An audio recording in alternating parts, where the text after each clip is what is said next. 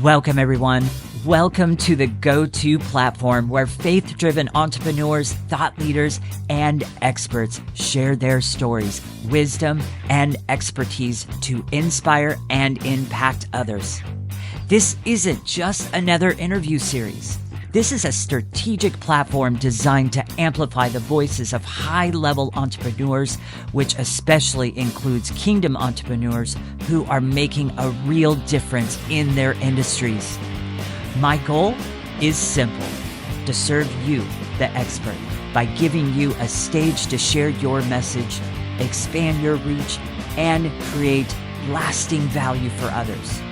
Through authentic, in-depth conversations, we uncover the real journeys, challenges, and victories behind today's leading experts. Each interview isn't just content. It's a powerful asset that helps you to establish authority, increase visibility, and connect with the right people. So with that, let's dive into today's episode. Once again, welcome. Welcome, everyone. Welcome to another expert interview with Ken. And this is there's a brand new series that I have launched. It's called Voices of Kingdom Influencers.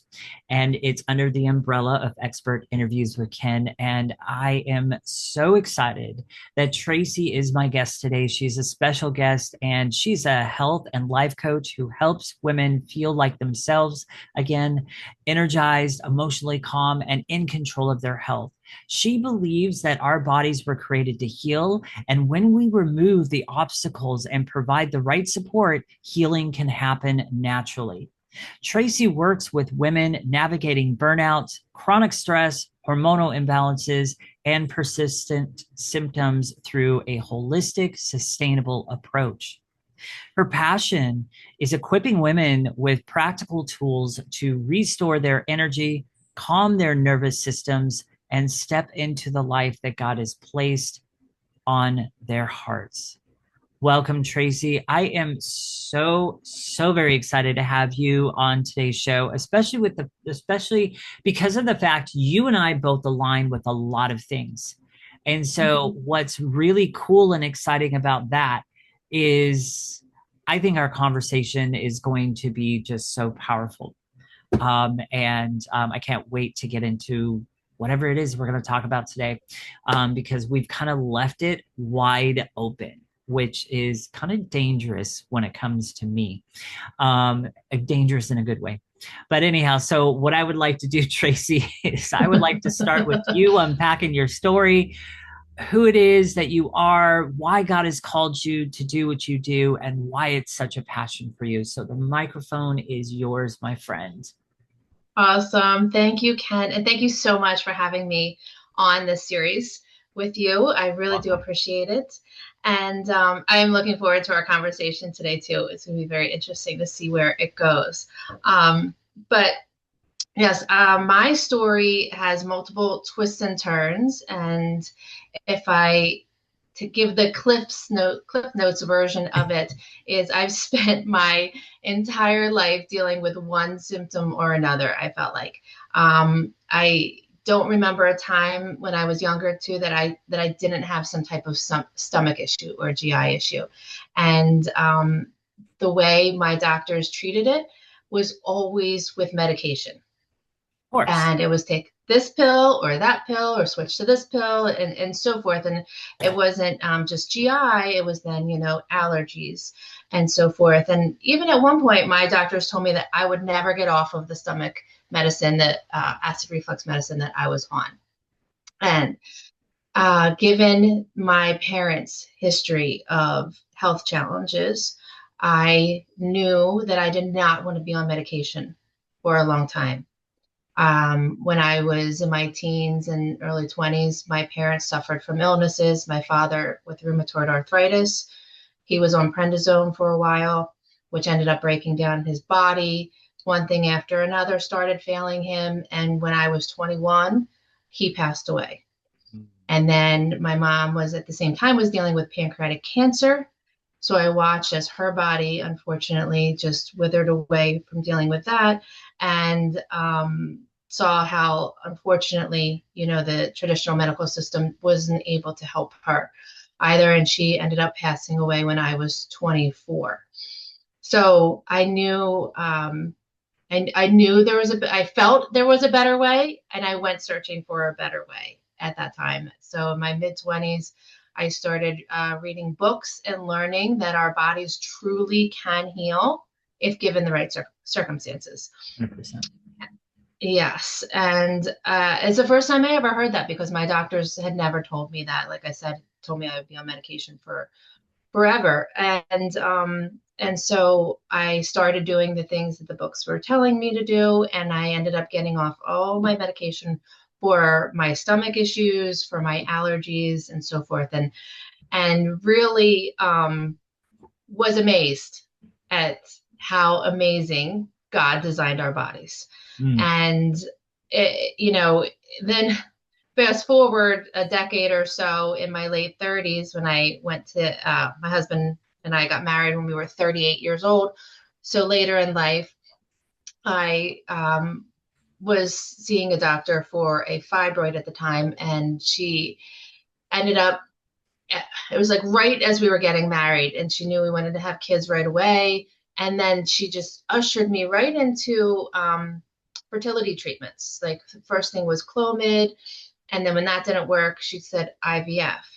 And I look back at this time and I'm like, I just want to bonk myself on the head. I'm like, why didn't I think, like, look back to my 20s and think, oh my goodness, I healed myself then. There has to be something going on with my body now. Why don't I try to heal myself first? But I didn't.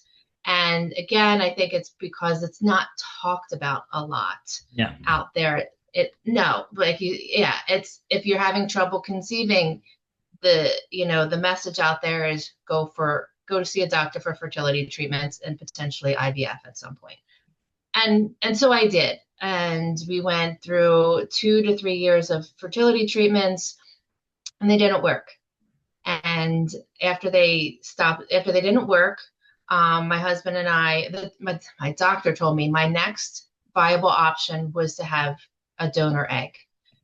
And I just knew, there was just something deep inside me that I just couldn't move forward. Like it was like stalling me. And I just felt a voice inside me say, you haven't given yourself a chance. And after letting my body heal, my emotions heal, and so forth, I ended up running into a friend, and she had told me, she was a nurse. She's like, well, you can get pregnant naturally if you change, work on your health and stuff. And I was like, oh, didn't even think about that. No one told me Right. that. And even when I was going through the fertility treatments, when I asked for, what can I do to help improve my success rate, was barely met with anything. They told me to take CoQ10 and go for acupuncture, but that was it. And when you and I know there's a plethora of things that you can be doing to improve your health. Absolutely. Yes. And so after I healed, and again, like as I mentioned, ran into my friend, she told me this, January of 2019, I decided to make a change in my health. And I really not only changed my body's health, like by what I was eating and so forth, but my mindset, and then my spiritual walk too, because I truly believe we are 3 in 1. Like our health is mindset, body, and spirit. Mm-hmm. And I got all 3 on board. And within 6 weeks, I was pregnant at 42. Ooh, nice. Yes, yes. And I had my first daughter 40 weeks later, and she was healthy as can be. She's a big girl. And then when my husband and I decided we wanted to have another baby, we were blessed the first month we were trying. And, I was 43 at the time too. So I felt like it was easier for me to get pregnant in my 40s than it was my 30s, because of all the health changes I made, and the media or doctors, whoever, tell us, pretty much the opposite. Right. So that's my story. And I feel like I'm so passionate about this because I truly believe, like, you can heal. God has made our bodies. God is our healer. God is a healer. And Jesus, one of the main things he did on earth was heal. And our bodies were designed to truly heal. And if you do give them what they need, miracles happen. And it's so amazing to see that. And I just wish more people knew how amazing our bodies are and how much, like, how they're already trying to heal. And if you can just, try that path first before going the medicine route that maybe the doctor is trying to promote first, amazing things can happen. I definitely agree. You know what's interesting about doctors? So, and I think we talked a little bit about this on our pre-interview. Um, and I think people, I think people subconsciously know this, but it never actually rises to the conscious level of the brain. I think people know that doctors don't know a lot about nutrition, but they're not really necessarily conscious of it. It's kind of like white noise to them. And Mm-hmm. it's like I wrote an entire article, and the title of the article was "What Happens When You Listen to Most Mainstream Doctors' Nutritional Advice." And you can only imagine where that article led. Mm-hmm. It's like, why haven't we? If indeed people did listen to most doctors' advice, and the truth of the matter is, most people do, then the question remains is why aren't we seeing an improvement on the numbers today? Exactly. Right? Exactly. But we're not. It's a really staggering number that I came across at one time in my research, and it's all over what I teach. It's in my boot camp as a stat and all this other stuff.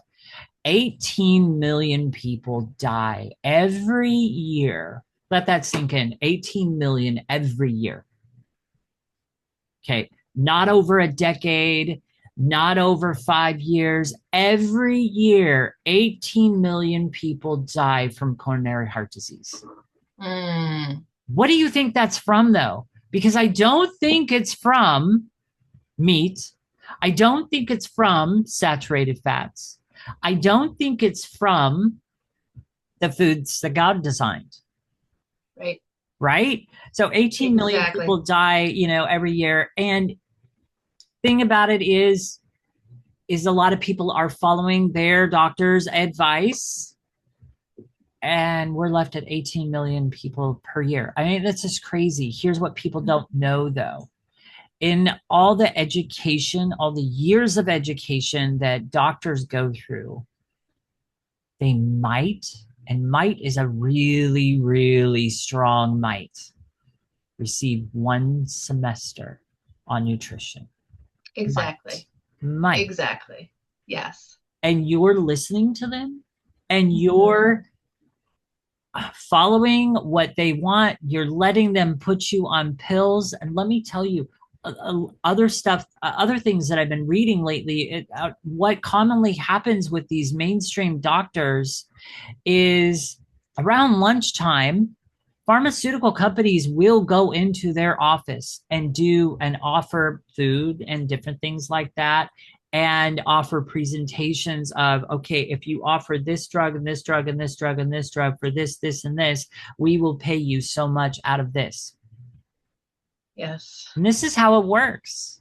Mm-hmm. Doctors are literally just following the system. What doctors don't realize, now I am going to preface this as well saying, look, there are doctors out there that really do have a heart to help people. They just don't realize that they were taught and educated in a broken system, and in a system that isn't designed for health. It is designed to keep you just sick enough to continue coming back for more. It is a profit machine, and it's yeah. So anyhow, what are your thoughts on some of that stuff that I shared? Yeah, so I have learned that as well over my years of research and, healing my body as well. And I agree with you too. I think a lot of doctors out there are caring and they want the best for their patients. Most doctors, I would say, get into being a doctor because they want to help people. Hmm. However, completely agree with you that the system is broken. That one semester of nutrition is not enough. And I think even just stopping at nutrition is not enough. Like I said, your mindset is key in health. I always tell my clients, your body hears what your mind says. So if Mm. you start talking, things to you about yourself, saying, "Oh, why do I feel so tired?" Or "I'm always sick," or things in a negative way like that, your body is going to react to that. Yes. But then on the contrary, if you say, "I'm healthy, I feel vibrant today, I have a lot of energy," your body's going to react to that as well. So I do think that doctors need to be educated more. And like similar to you, I've done a lot of research on my own, and over 20 some years since my parents have passed, and I've learned a lot. Hmm. And it's not something that one semester in school can teach you. No, Not at all. is one of the reasons why towards middle of that article and also towards the end I encourage people to find themselves a well-rounded holistic doctor, and Mm-hmm. definitely try to find one that's animal based, because I that's just another thing that I don't really buy into today either, this plant-based agenda. Absolutely not. But find a holistic doctor. And this is something that my mom and I did for my mom about 2.5 years ago. Like, she was getting ready to go in for surgery. She had damaged her, I think, no, I think it was after she had a fall a couple of years ago, and she fractured her femur bone. No, she Ooh, broke her femur bone, did not ooh. fracture it, broke it, and had to go in for surgery. Well, her current mainstream doctor was starting to give us problems. So my mom's a person, she gets very stressed out very quickly. I mean, she can go from zero to freak out, and yeah. Um, what started to happen, and so when my mom goes to see a doctor, any kind of doctor, even a good one, she automatically gets nervous. They call it white coat syndrome, is what they call it. Mm. And so when they go to take her blood pressure, it's always high at the doctor's office. And then Oh. we get home and she tracks it for another week or two and it goes back to normal, right? Mhm. Her current doctor was starting to scare her, saying, well, if you don't get your blood pressure under control, I can't approve you for surgery. That freaked her out and stressed her out to no end. And then her doctor was also leaning in on my mom's cholesterol levels. And so those two things were kind of like my last, that was like the last straw. And it's like, okay. So I talked to somebody at the gym that I very much trust, and she suggested a holistic doctor for my mom and I. And let me tell you, what a difference. What a freaking difference. I mean, I came into that doctor's office, I threw her all the questions to, Mhm. throw bones at her. It's like, okay, what do you believe in here? I threw cholesterol at her. She had all the right answers. I threw meat at her. She had all the right answers. I threw all kinds of stuff at her. She had all the right answers.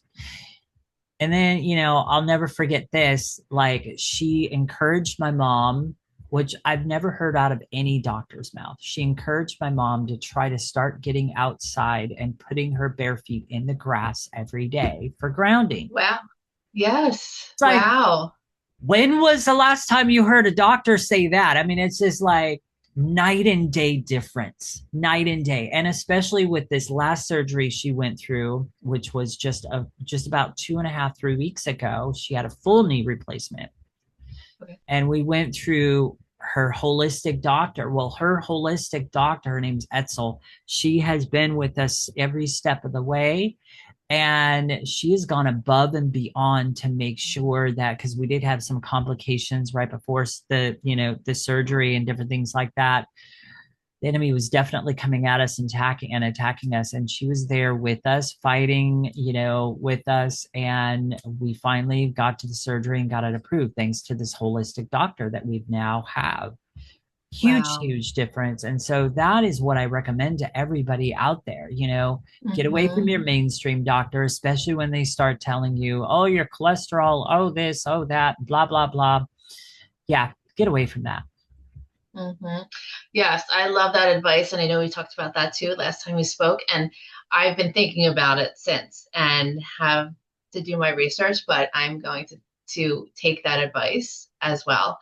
I still see my mainstream doctor, but at the same time, like I feel like which is probably maybe a detriment sometimes to myself, but like I know things. So she'll tell me something. I'm like, all right, well, I know I can try this. And like Yeah. she was watching me last year for my ferritin levels because they were low. And, and I saw her and her staff 3 times throughout the year. And just the different things and advice that they gave me, I'm like, okay, no, I know I can do better. I know what else I can do. Like, it was great because they drew my blood every 4 months, and I was like, okay, I see this. I can change this, and I can change this, and then this, and I saw how my blood results reacted to those changes, but they didn't connect the dots either. But also throughout the whole process, I did not feel supported. Mm-hmm. And literally, like, the conversation ended when I left the doctor's office, and they came back, oh, your blood results look good. And I looked at them, I'm like, oh, they don't look that great. I know I can do better and I'm going to do this. Um, but anyway, I've been thinking about that since you and I spoke last, and Okay. I'm going to follow that advice Good. myself. Did I happen to share with you the link to that article that I wrote? Not that one. No, I don't think. Okay, You shared the so cholesterol one. the cholesterol one. Ooh, there's something Mm-hmm. else I'd like to dive into. But remind me to share with you the link to that article, because towards the end of the article I did provide a website that somebody actually sent me where you can Mm-hmm. go and find a holistic doctor. It might aid in your research. So Oh, love that. I'm hoping that website is still active. I haven't checked it recently, but yeah, just remind me of that. But yeah, the system out there, when you're really trying to do things holistically and really better yourself through, better choices and better people, you're still going to have to fight through that system sometimes and really, get a little aggressive and in people's face. Like, I'll tell you, one of the big things that happened that almost derailed my mom's recent surgery um, was, so her blood test came back showing that she had a high white blood count. Mm-hmm. And she's kind of had a little bit of a history over the last year to year and a half of up and down white blood counts. Mm-hmm. And they're concerned because they think it's an infection, but it's actually most likely from inflammation that's in her body, because she has an arthritic disease. She's had 6 hip surgeries, 3 on each hip. She's had, ankle surgery. She's had her shoulders done. She's had carpal tunnel. She's had more surgeries than anybody I know. And that's because of this disease. It literally deteriorates the bone. And so we think the high blood count was from that, the effects of that disease. Mm-hmm. Well, we were going back and forth and different things like that. And um, her holistic doctor, Kendra, couldn't see her because her office was not available, because the office that she was renting from um, turned out to have mold. And so, she wasn't in her normal place. So she really couldn't see my mom the proper way that needed to be for the approval of the surgery. So I'm sorry, kind of like a long little bit story here. But so Kendra referred us out to another place. And we had been to this other place before. That's how we originally met Kendra when we first went to go see her our first visit. And she sent us back there because, that place is familiar to us and different things like that. Well, the nurses that we saw there, she gave us a couple doctors to go see. Both the doctors weren't available with any appointments that were, in enough time for my mom to still have her surgery date, if this is making sense. Mhm. So we had to go with the nurses that were on hand. Well, the nurses started balking at her white blood count and balking at this and balking at that and her high blood pressure. And so we went through this whole charade again. And I Mm. started getting really annoyed and kind of angry. And then we finally went back there again because my mom redid her blood tests. And it was showing that her white blood count was starting to decline again, which is good. We saw a different doctor there. His name was Dr. Cole. And I remember him because he did us good. So he asked the right questions for my mom, and he found out that my mom's already seeing somebody about her white blood count. She's been seeing this person for a year and a half. And he's like, oh, well, in that case, then I'm going to go ahead and approve your surgery because I don't really see anything wrong, especially since you are already seeing somebody about this and you've been seeing her for a year and a half. I don't see this as being an issue. You're being taken care of on that end, so I'm going to go ahead and approve. Here's what happened. So Mhm. we walked out of that office. Her surgery was fully approved. But the two nurses that gave my mom problems in the beginning, so he sent the paperwork over. The two nurses took it upon themselves to go above and beyond the doctor and put an addendum in the notes that said pending approval from the person. I forget what the person's title is called, but the person that's handling my mom's white blood count. So waiting for approval from that person. Oh my So goodness. by the time the hospital got all the paperwork and approval, and it was time for the pre-op, like all the questions that they ask you pre-op, like your surgery's like on this date, you're 2 days away, we got to go through this procedure. They got confused with that addendum. So that sent me into a fury. Like I was Oh. furious when I found out about that. And so that's where I called Kendra and I told her about it. And and she's like, they shouldn't have done that. That's not right. And I said, my mom's surgery is at risk now and we're 2 days away. We need to get this done. So Kendra actually did the back work and actually got a hold of the supervisor in that office and fixed everything. Dr. Cole actually came in on his day off, Oh wow. resent the paperwork properly. So just that's what I mean by Wow. even though you're making wise decisions, you're probably going to still have to fight your way through some of that system. Mm-hmm. It's true. It's true. Wow, that's amazing. And that both of those doctors actually did go above and beyond and really supported you guys through that. Because Yeah. that is stressful, 2 days away from surgery, and it, is at risk. That's crazy. Yeah. It's like, and those two nurses shouldn't have done that. And I told my mom this. I said, next time we go there, if we go there next time, I'm hoping we can just go through Kendra altogether. But I said, next time we have to go there, if I see one of those nurses walk in the room, I'm going to say, no, I don't want to talk to you. You almost screwed up my mom's last surgery. It's like, oh my gosh. Anyhow, Exactly. Oh on my to better goodness. and on to better things. Good grief. The system is so broken. And one of the things I kind of want to lead into is there's a lot of people out there that are having issues with snacking, they're having issues with hunger, they're having issues with sugar, they're having issues with emotional eating. And what a lot of people don't know is that it's not their fault. I watch people out there all the time that have an emotional eating problem, if you will, Mhm. right? They're beating themselves up. They think they're broken. They think something's wrong with them. What they don't realize is there's an industry out there that is literally stacked against them, and an industry that's actually created that emotional eating problem in them. Mhm. They're not broken. And anybody listening today, and maybe, you're listening today and you need to lose weight or you need to dial in on your health issues.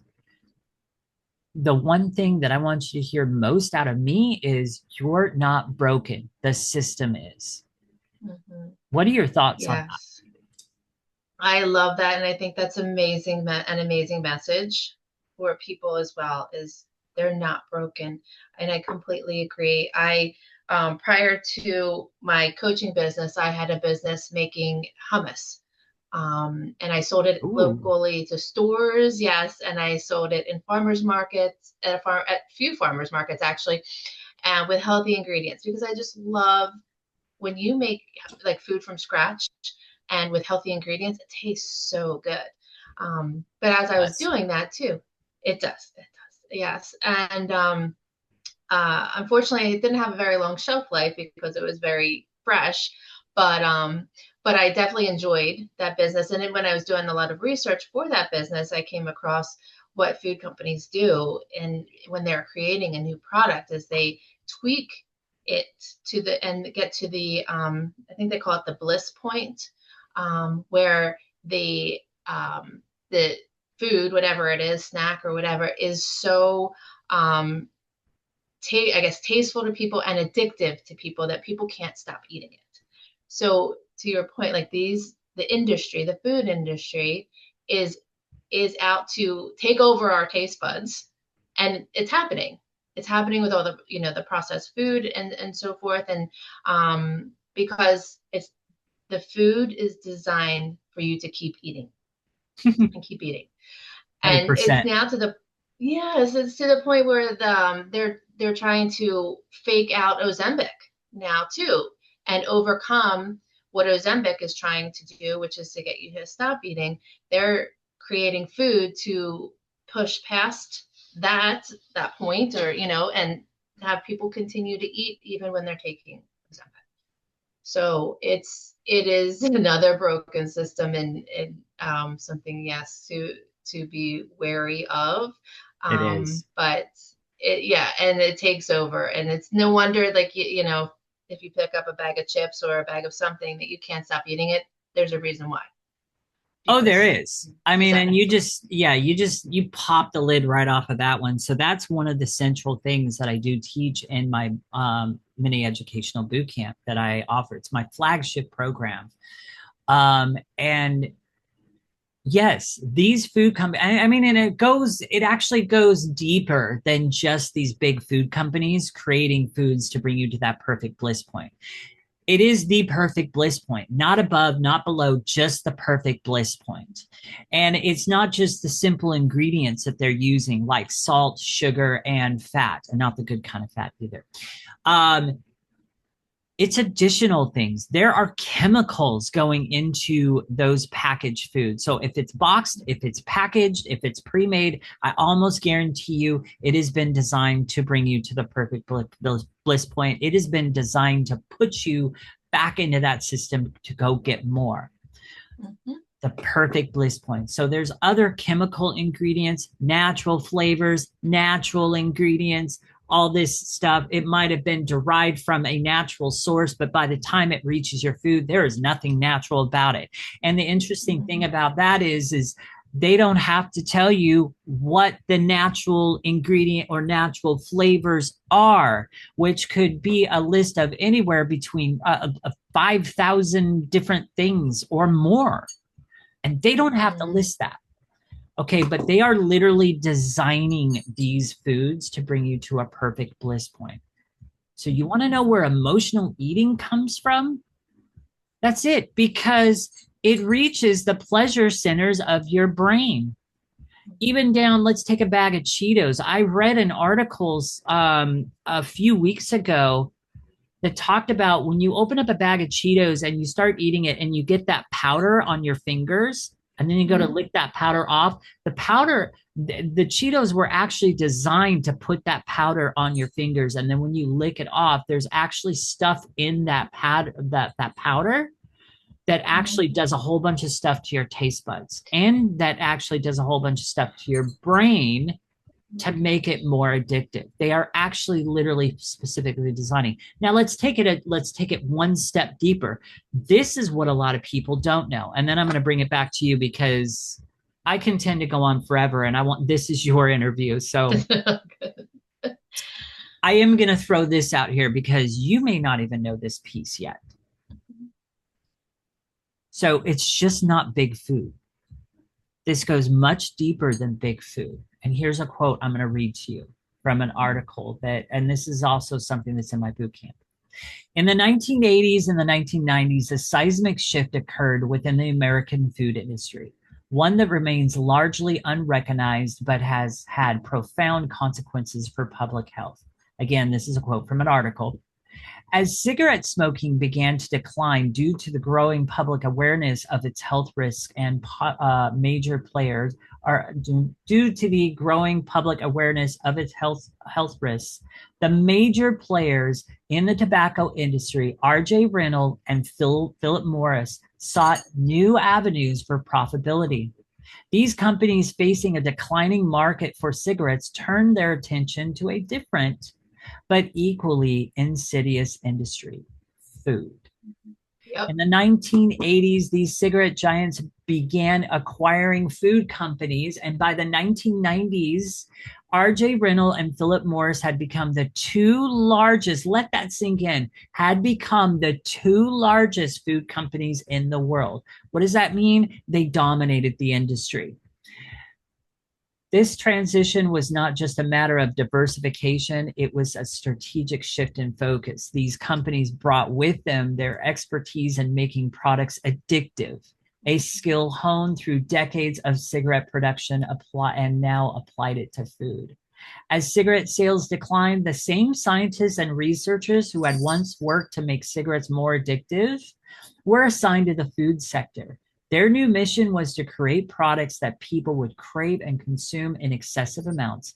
This led to the development and mass production of ultra-processed foods designed not for nutrition, but designed for addiction. Mm-hmm. What are your thoughts on that? I know. The first time I heard this, I was like, wow, that is mind-blowing, but I guess not surprising, right? Like in the 80s and 90s when, cigarettes became, more regulated and warnings and so forth, and people started, I guess, more understanding how bad they are for their health. In order for these companies to survive, they switched their product mix. And when thinking about it, I'm like, okay, that makes sense based upon what I know about, the food industry and so forth, and these companies and dealing with an addictive product like cigarettes. It makes sense that they would go after something that's addictive as well and make food more addictive. And so unfortunately, it doesn't shock me as much. It didn't shock me too much when I heard it, but it saddens me.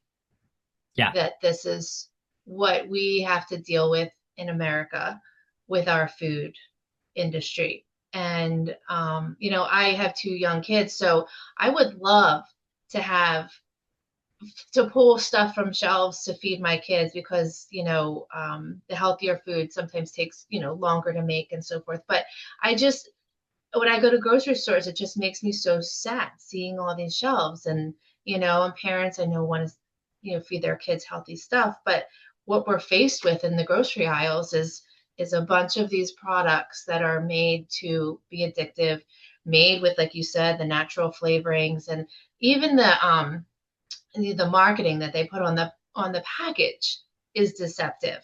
No sugar, and then the first ingredient is corn syrup. And natural or fruit snacks made with fruit. I'm like, I don't think there's an ounce of fruit in here.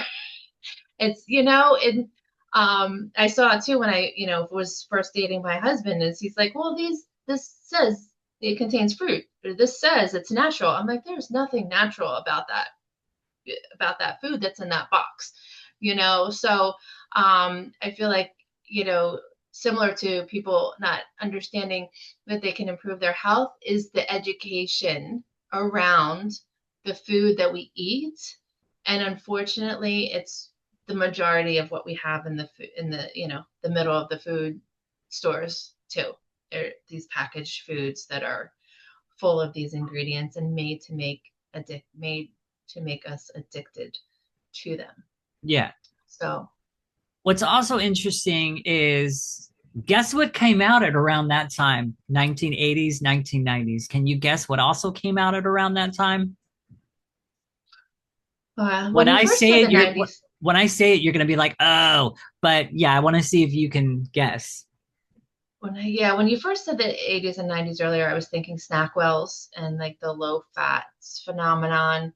No, But that was around 1950s, 1960s with Ansel Keys. oh, okay. I was thinking the Snackwells were later. Well, What I mean, else? like the fats, the saturated fats and everything. That was like 1950s, 1960s. Oh, gotcha. But Okay. something in particular came out around 1992. Oh, wow. You're very specific there. 1992. Oh, I can't think of it. Maybe I don't know. The food pyramid. Oh, oh, Guess who had a high influence on the food pyramid? not the food companies. The cigarette companies. Oh, the cigarette. Well, yeah. That's interesting. A cigarette company is. It is. But here's the thing. I just find it really interesting. The food pyramid comes out. You're supposed to eat 6 to 11 servings of starches, carbs, and pastas and all the things there. Mhm. And what is it? Just only 2 to 3 servings of protein? Crazy.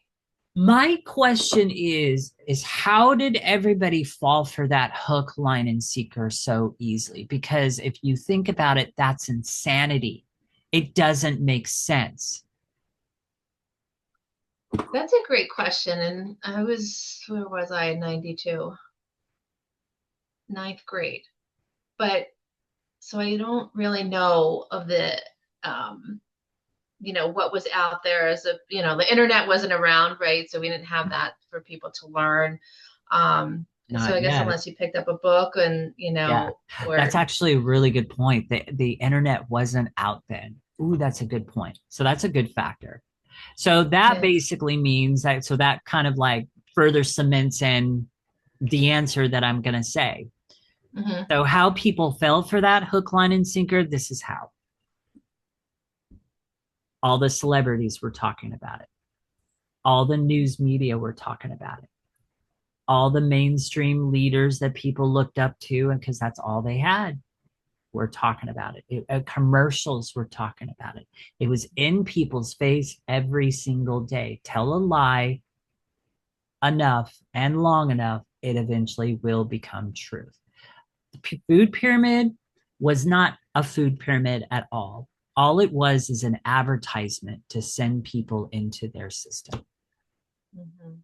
I know. And that's why it makes me so sad Yeah. too, that it just wish that more people had the opportunity to learn this stuff. And now I feel like we do, and maybe my news feed's usually filled with a lot of holistic doctors and stuff. So I am inundated with it, but I still do feel like there, the mainstream media and other outlets um, are under the influence or influenced by the big food companies, and so that's who, and the drug companies. Oh my goodness, you cannot watch a show on regular TV without seeing how many drug advertisements. Yeah. And so it just, I think too, like one thing I want people to stop and do as well as when you start hearing something is just to take a step back and think about it. Does it make sense? Yeah. Like you said, if you start to question that food pyramid, if you actually looked at it,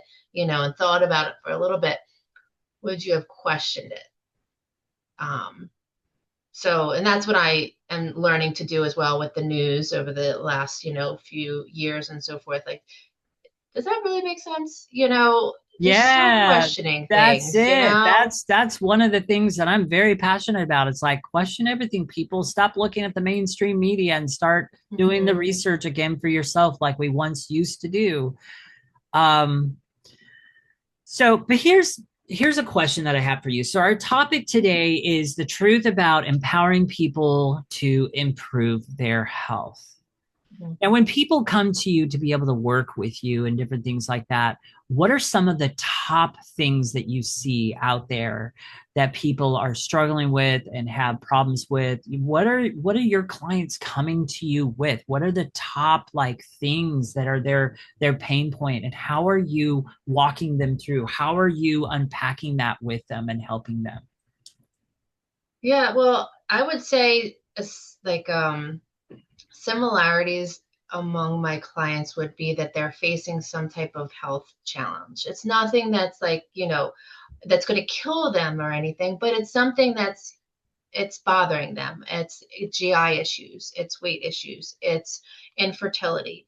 And they've tried, like, especially with infertility, I've had clients that have tried the IVF route and the medical route and so forth. And it didn't serve them. So, when we work together, it's really like, when I work with my clients, it's really kind of like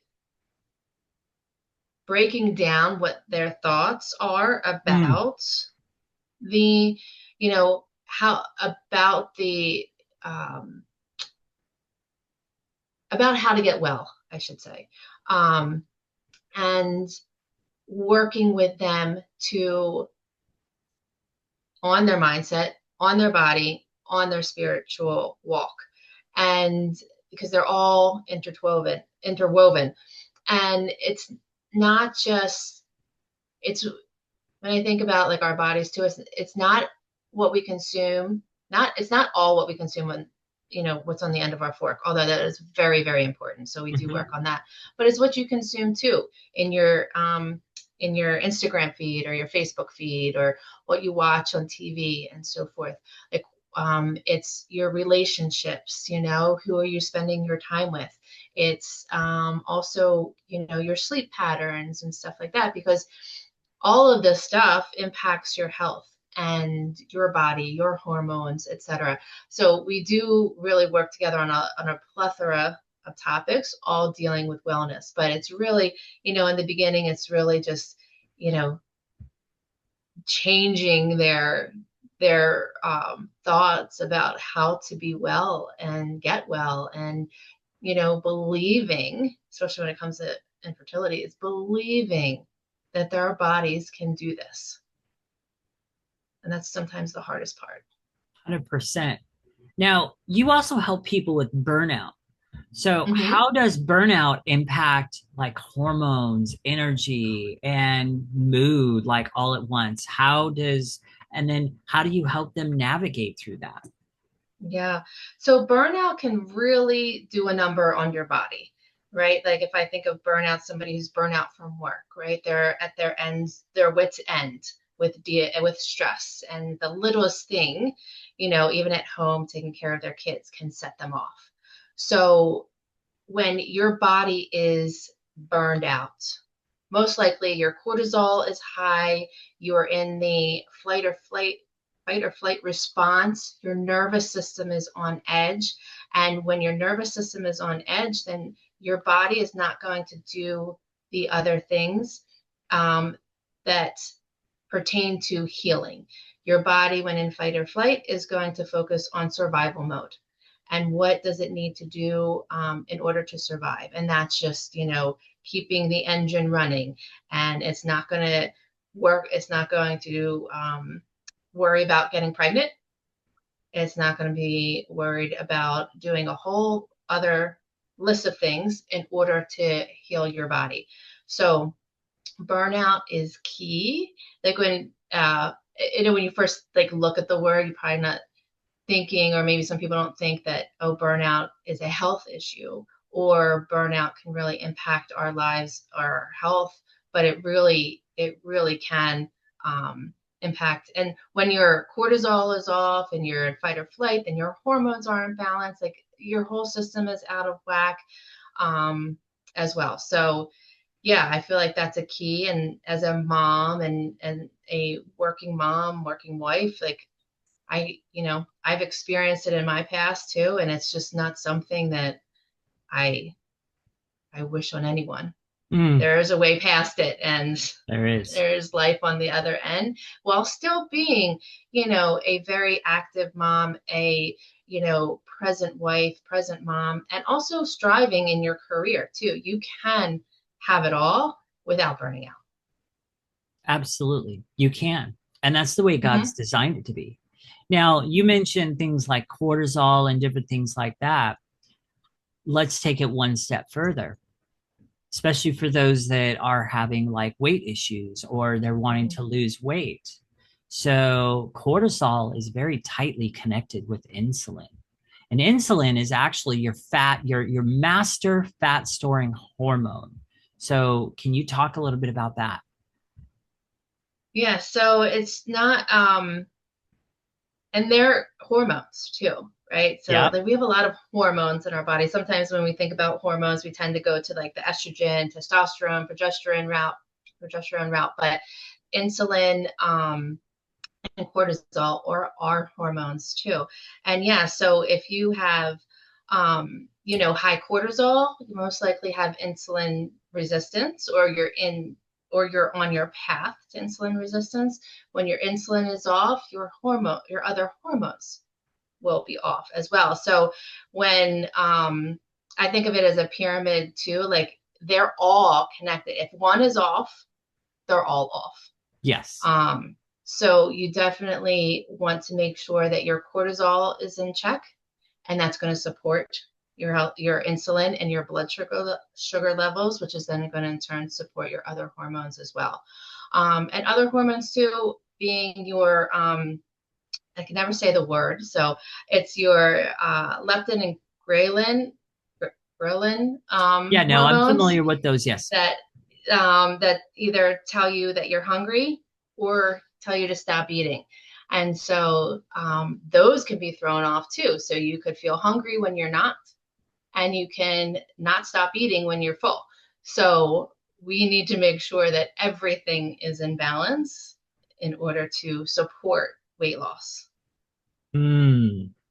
Now, here's another one. Let's take it even deeper with these because these are so huge. And I think, um, like I've written resource booklets on that, which are on my website. People can download and stuff like that as well. But um, as I started really doing the research around some of these hormones, I indeed did see how all of this is connected.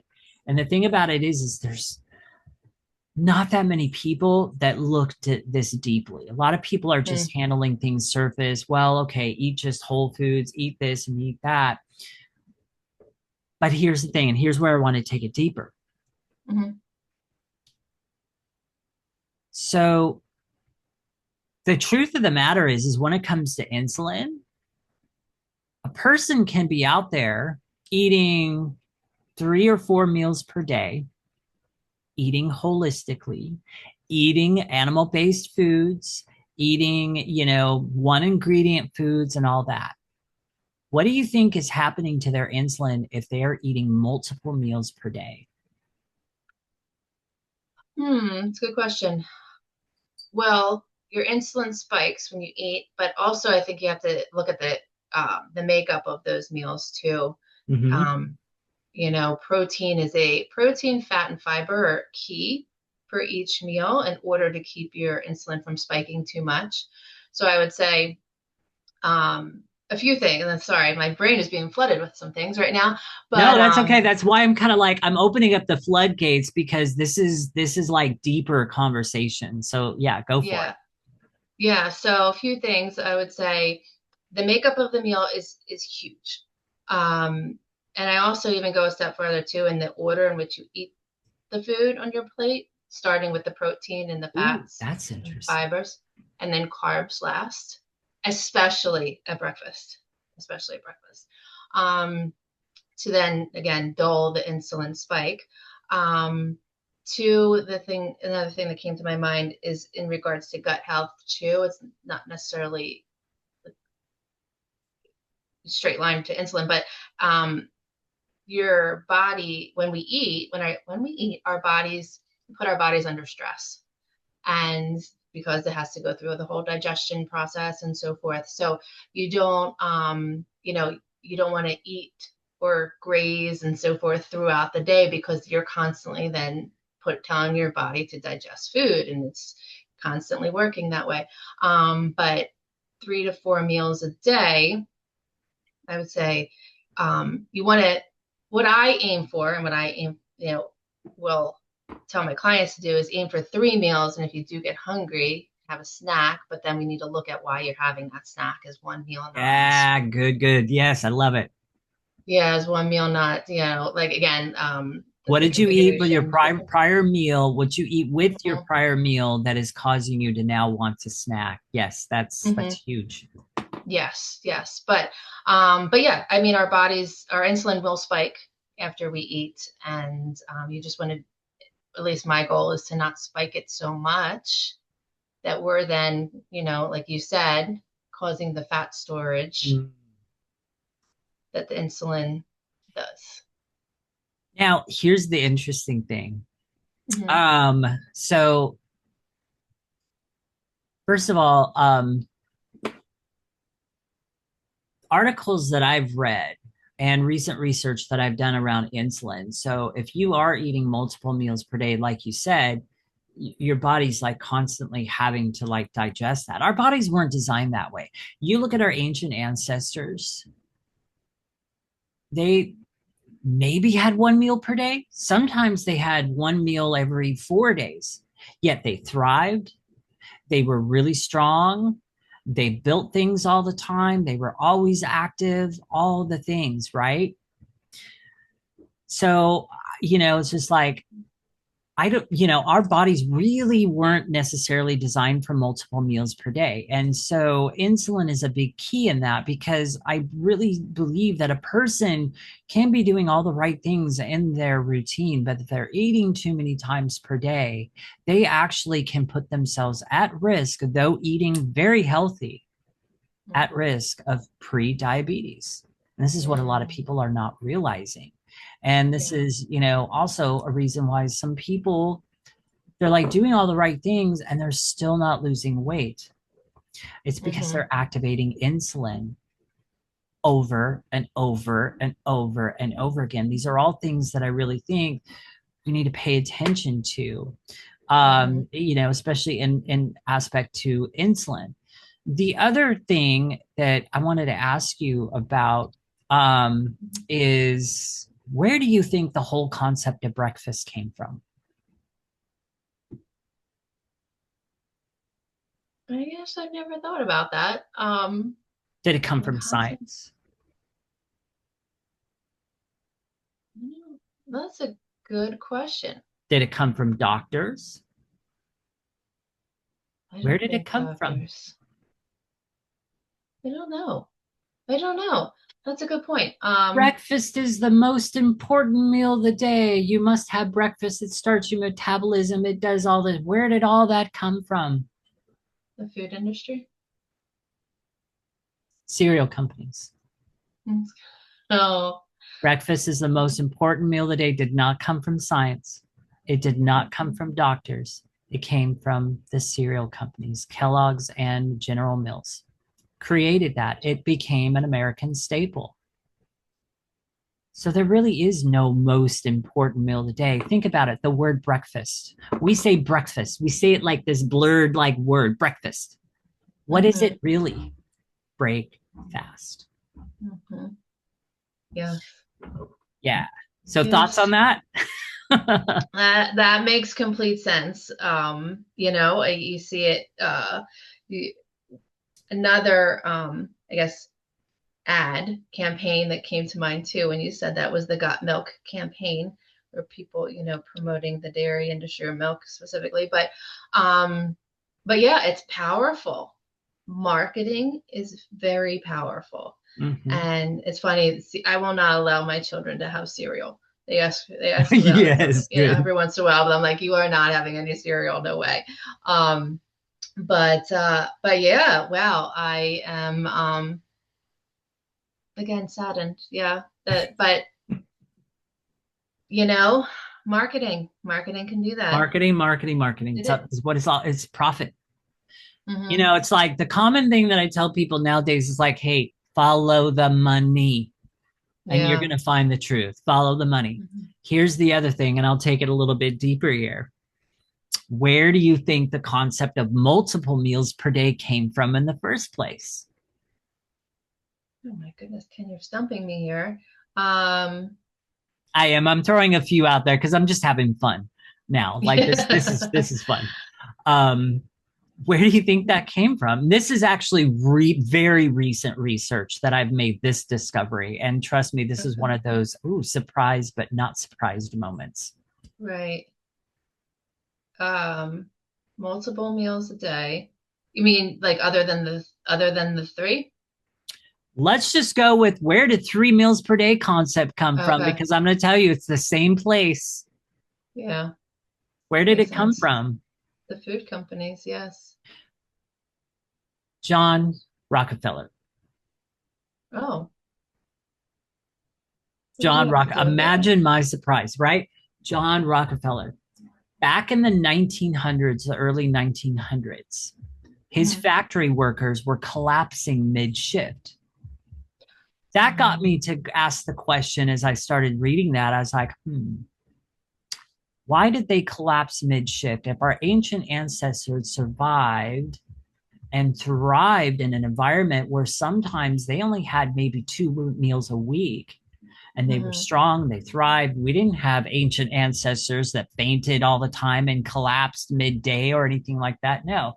So, what were the conditions that his workers were in that they collapsed mid shift? Was the first question I had to ask, right? Makes mhm. sense. So it turns out his workers were treated horribly. They did like 12 to 16-hour shifts, and this is hardcore labor kind of stuff. They were exposed to chemicals, toxins, different things that they would breathe in all the time, and the food that they were eating was low quality. So John Rockefeller, what he did is he's actually the person that introduced. So he started by introducing the concept of breakfast to make sure that his workers didn't collapse mid shift. Now, Wow. here's what happened from there. He then funded and influenced studies, different things like that, to promote more meals per day, and then created foods and and then incentivize the grain industry and all this. So he actually is the very beginning on how a lot of these concepts that we're battling with today came into play. Wow. That's how it all came into play. The concept of multiple meals per day, even 3 meals per day, actually never came from science or the doctors at all. Wow. Unbelievable. It's crazy, Unbelievable. isn't it? That Mm-hmm. was actually so about 5 or 6 weeks ago. That's when I Uh-huh. made that discovery as I Oh, was wow. diving down some holes. And I was like, are you kidding me? It's like, what the heck? Wow. That's crazy. Oh my gosh. Crazy. It is. It is. Um, so anyhow, dialing back in, what makes a healing approach sustainable instead of overwhelming? How do you help your clients make it sustainable as they're healing their body and help to make it not so overwhelming? Because it can be, especially when you start discovering all the pieces that came into play. It can be like, oh my gosh, da da da da. So how do you make it sustainable? The best thing that I found is to do small changes at in the small changes over time, because small changes end up leading to big results. Yeah, if you sit here and think, oh my goodness, I have to I want to overcome this burnout, or I want to lose 50 pounds, that can seem very overwhelming. With I need to change my sleep and have better relationships and stress less and Mm, eat better, and you can, yes, go on to a million different things that you can do. But if you take one at a time and start integrating it into your day, into your life, then it becomes more manageable and it becomes part of who you are. because another thing I like to work with my clients on is who do they see themselves as, is like their new self, like their self concept, right? Like if Yeah. I'm working with someone she wants change because she sees herself in a different way. So who is that woman? Who what does she do? What does she, how does she feel? How does she move? And so forth. And it's like taking gradual small steps into who that person is. Mm. So good. So good. Now, another question: how does faith shape the way you approach health and healing? Um, Faith, I would say, first and foremost, is like I said earlier, is God is a healer. God wants us to be well, and God heals us. And I think the miracles that we can see, you know, um, miracles that we can see today are what our own bodies can do. So that's one aspect of it. Um, Another aspect is that our bodies are vessels to serve God. And, He gave us these bodies and in order to serve Him, I think it's important that we treat our bodies well. Mm. Um, and another aspect too in, is a prayer and submitting to God and His will in our health journeys. So one thing I did when I was on my fertility journey to get pregnant was I didn't know if it would happen. Honestly, I was like, I'm not sure if I'm ever going to get pregnant. I was 42 and IVF didn't work. So I took it to God and I said, God, your will be done. If you want me to be a mom, I completely trust that you will make this happen. And I totally laid it at His feet, handed it over to Him. So I do feel when we can submit to God and trust in Him and His healing and His ways, that's when true peace comes into our lives as well. And that starts, unraveling all of the fight or flight Mm. that we have going on, and really can calm our bodies and calm ourselves. So a lot of times I will share some Bible verses with my clients to help them with certain things that they're going through, because I know certain Bible verses have helped me along my journey as well. That's amazing. Now, as you're working with people and as you're helping them to heal, what do you see happening when a woman finally feels safe in her own body again? It's amazing. The things, just like, I'm trying to put this in a way that makes sense, but like things just start happening that like she's surprised at even herself. Like for example, working with this one client, um, she wasn't overweight, but she wanted to get pregnant, and she had some symptoms go on as well. Acid reflux. She had headaches every time she got her period. She had cramps every month. She had seasonal depression. Um, I feel like there was something else. But anyway, I mean, those are like some, symptoms. They're not like, throwing you into a tailspin, but they're annoying symptoms that she was living with and other people have live with too. And by working together, as we got rid of every single one of them. And she's like, oh, I don't have headaches anymore. I wasn't depressed this last winter like Mhm. I normally am depressed. Um, and it's just amazing. And then she like starts trusting in her body again and knowing that it can do what she needs it and wants it to do. So it's really amazing, seeing these women get surprised, by the positive changes that are going on and really calm themselves down. Yeah, this client even told me too that her husband and her mother had commented on how much calmer she was. She was hosting an Easter holiday with everyone, and she said normally she would be very frantic and so forth, but they both, her husband and her mother both said to her how calm she was, and the anxiety that she was feeling prior to working together had subsided. That is amazing. Now Mm-hmm. you've mentioned now twice acid reflux. How do you help Mm-hmm. people overcome acid reflux? And a second part of the question, what is the difference between heartburn and acid reflux?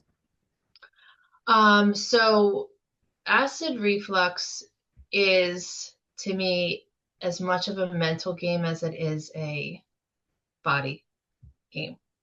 So Interesting. yes, having suffered, that is my Achilles heel, I would say. And I would say, when I work with a client on acid reflux, it's it's a multifaceted approach. It's one is seeing what the gut is doing and how healthy, someone's gut is, and working to heal. Because most likely there's some gut issues obviously going on too. So we need to make sure that there's healthy microbiome there. We need to get rid of the bad stuff and replenish the good stuff. But also we need to see is what is going on in her world. What's her job like? What's her stress level? What's her family like? And the key is to pinpoint when this acid reflux starts. And when it starts, like, in a particular time during the day, it's like, what is she doing? What is she thinking about? What is she eating? And we need to look at all of that to say, okay, what do we need to change here? And because I know with my history too, I could bring up acid reflux with just a thought Interesting. that stresses me out. Hmm. I could bring it up, but and just as easily I could stop it with a thought. So I don't take any medicine anymore. No Tums, no. I used to drink my Lanta from the bottle when I was in college. Like I had it bad, but now nothing. And if I do get it, yeah, I look to those things that I just shared, and I'm like, okay, let me take a few minutes, calm myself down, and then I can calm the reflux and make Hmm. it go away. Hmm. Very, very fascinating. Now, a lot of people mix up acid reflux and heartburn. Mm. So can you kind of like bring some clarity to those two? That's a great question. And would say I use them interchangeably to myself, but I know reflux is when the acid from your stomach starts going into your esophagus, and you can even taste it in your mouth.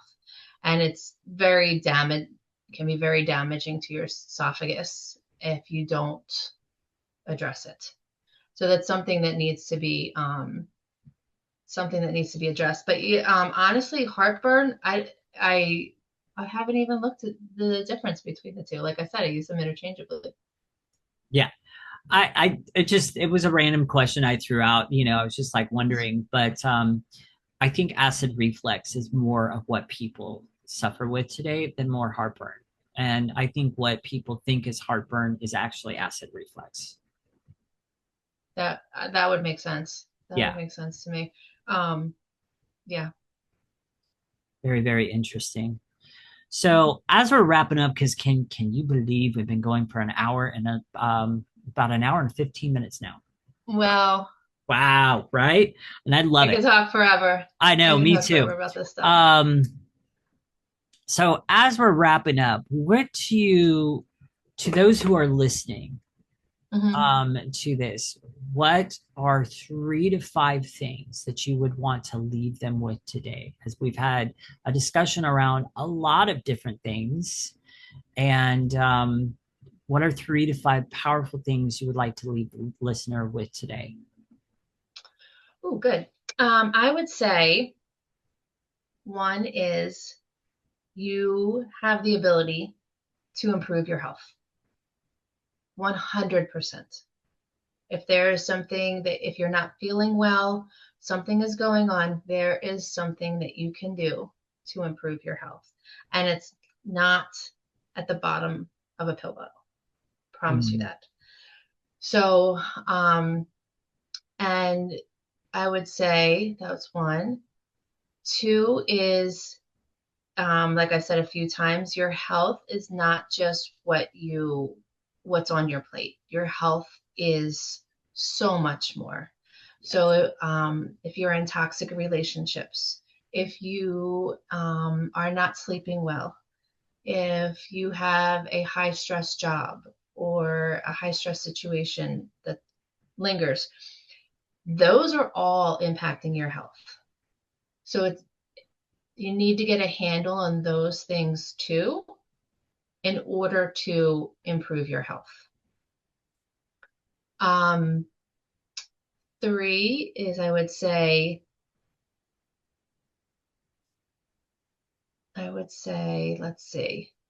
I'm going to say, I think it goes along with number one though, but is the power of responsibility. And I've heard one of my coaches say, well, has said that responsibility, her definition, the one I've adopted as well, is the ability to respond. So I would say, yes, I love that. And I feel like it's our responsibility to take care of our bodies Mm. and not like in a heavy weighted thing or like a shameful thing or something that's, negative, but we have the ability to respond and take care of our bodies. And to me, that's more empowering, an empowering definition too. And I use it in other areas of my life too. But in regards to our health, I've been in doctor's offices where I felt hopeless. When my doctor told me, again, that I would be on my reflux medicine for the rest of my life, helpless because he wasn't telling me how to do it. That I thought that that's just the way that life has to be. But so I know what that's like. But I want people, and you've said this before too, like be empowered with their Yes. health and and know um, and know that there is something that they can do. And like you also said too, is question things. Yes. If you see something, does that make, like, ask yourself, does that make sense? If you see something on the front of a box of fruit snacks, contains real fruit, does that make sense? This is in a box, in a package, Um, my doctor telling me, you're going to be on this medicine forever. Does that make sense? I truly don't believe that.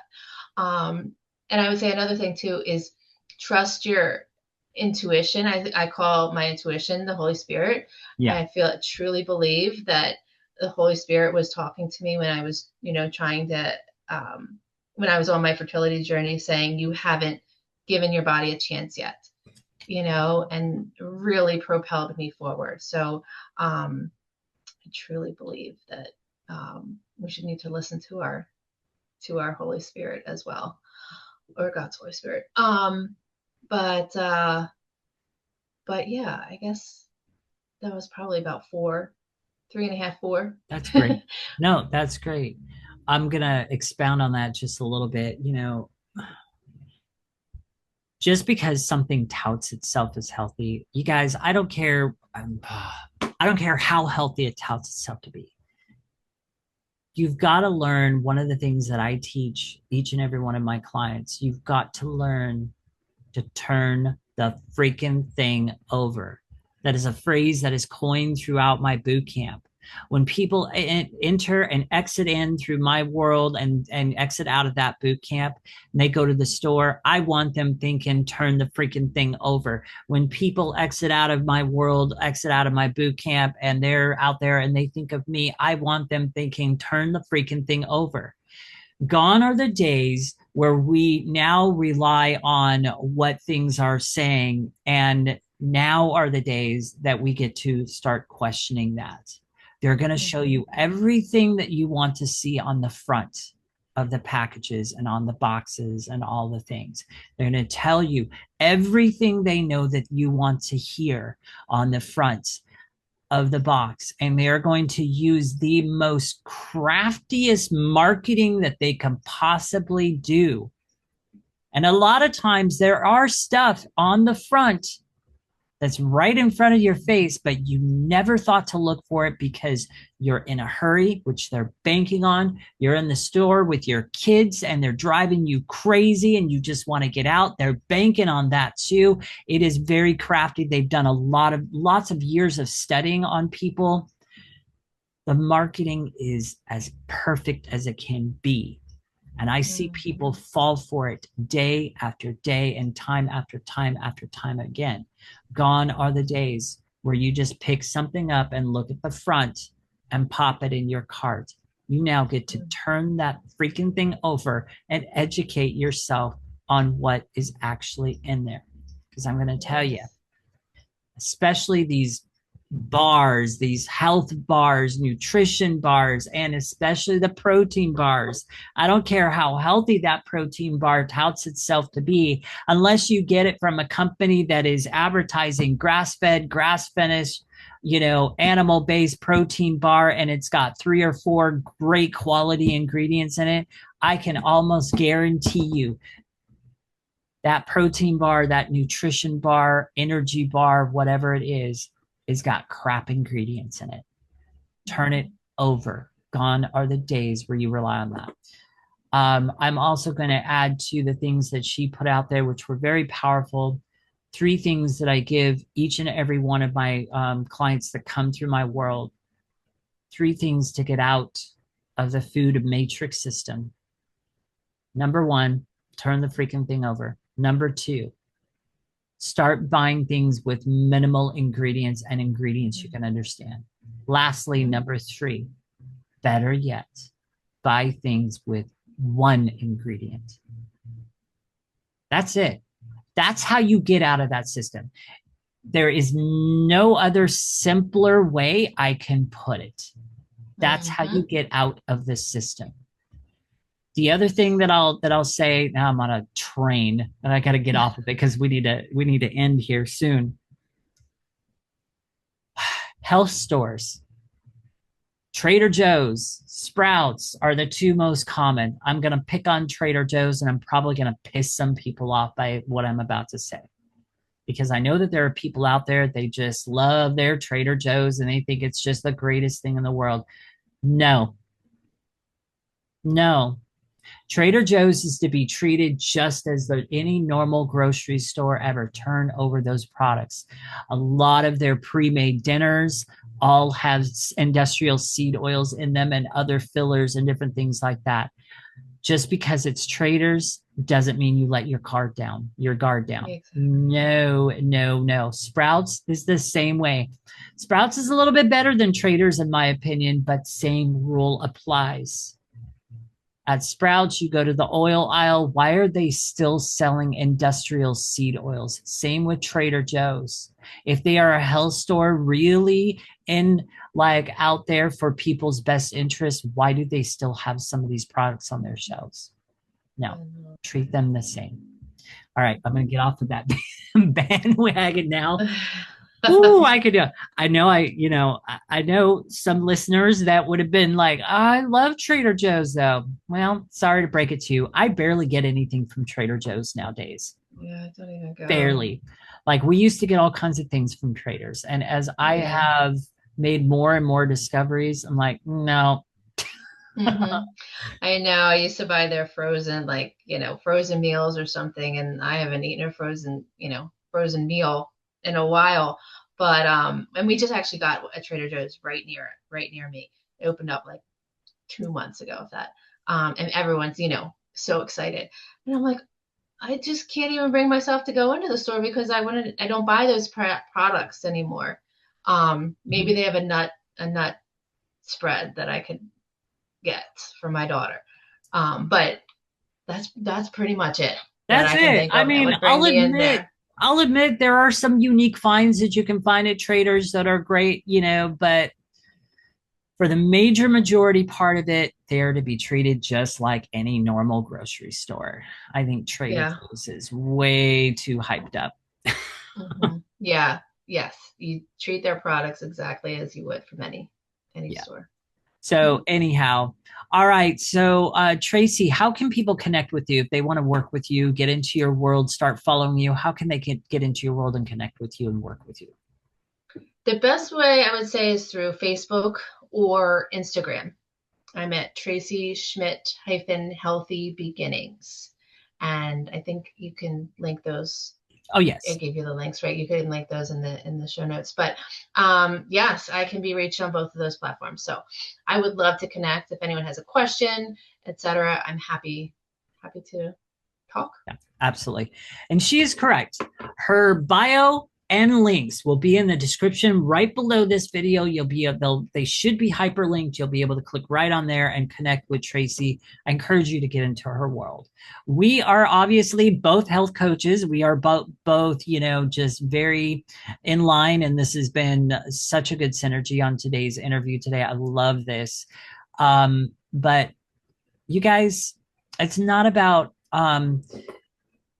I want to make this message very clear because we're both health coaches and I don't want to be in competition with Tracy. So connect with me if you want to. You're going to find my links below, all Tracy's stuff and everything, but I really encourage you connect with Tracy.